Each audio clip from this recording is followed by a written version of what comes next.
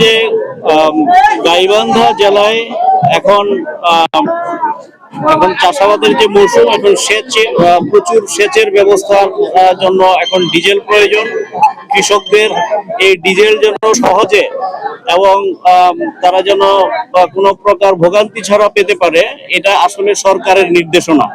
আমরা সরকারের নির্দেশনায় এখানে একটা বালাসীঘাটে, আপনারা জানেন যে আমরা একেবারে যমুনার তীরে চলে আসছি, অর্থাৎ চরাঞ্চলের কৃষকরা যেন সহজে এবং কোনো প্রকার ভোগান্তি ছাড়া এই তেলের ক্রাইসিসের সময়ও তারা যেন সঠিকভাবে তেল পেতে পারে। সরকারের এই কঠোর নির্দেশনা প্রতিপালনের জন্য আমরা একেবারে চরাঞ্চলে এসে আমরা কৃষকদের দোরগোড়ায় এসে আমরা কৃষকদেরকে ডিজেল সরবরাহের ব্যবস্থা করেছি।